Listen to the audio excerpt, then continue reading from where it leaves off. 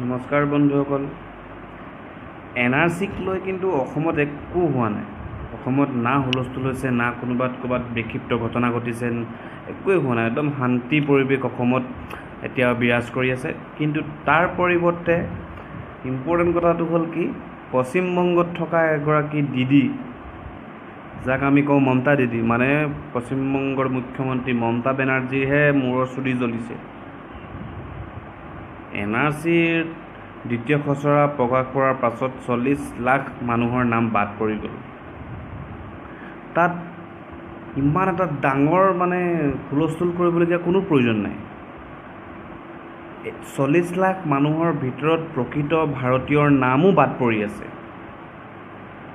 কিছুমান ভুলক্ৰমে বাদ পৰি গৈছে, কিছুমানে NRCৰ কাৰণে আবেদনেই জনোৱা নাছিলে, কিছুমান সঁচাকৈয়ে বাংলাদেশী যি অবৈধভাৱে অসমত আছেহি। 40 লাখৰ ভিতৰত 40 লাখেই বাংলাদেশী নহয়, এইটো কিছুমান মানুহে গম পোৱা নাই। আৰু সেই মানুহখিনিয়ে গোটেই অসমখন হুলস্থুল কৰিবলৈ বিচাৰি ফুৰিছে, যিটো হ'ব নালাগে।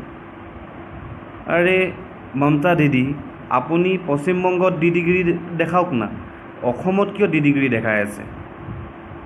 NRC অসমীয়াৰ স্বপ্ন। NRCক লৈ অসমীয়াই বহুত সপোন দেখি আছে।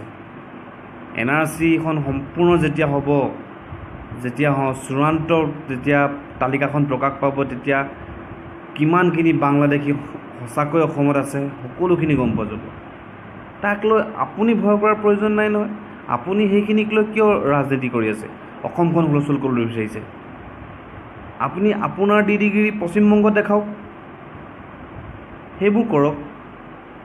সৌদিনা তেওঁৰ TMCৰ কেইজনমান সাংসদ অসমলৈ আহিছিল NRC বিষয়ক লৈ।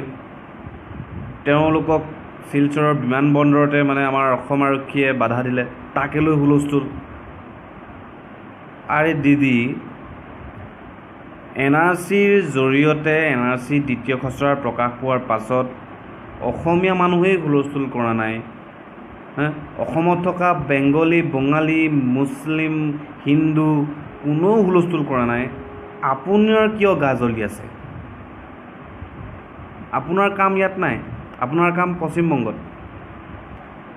তো মনত ৰাখক কথাটো। আৰু এটা কথা মই অসমৰ ৰাইজক অনুৰোধ জনাম যে বাহিৰা শক্তিয়ে যেনেদৰে, বাহিৰা শত্ৰুৱে যেনেদৰে আমাক এইবোৰ কাজিয়া লগাবলৈ বিচাৰি ফুৰিছে, সেইবোৰত যাতে ভুল নগৈ পিনে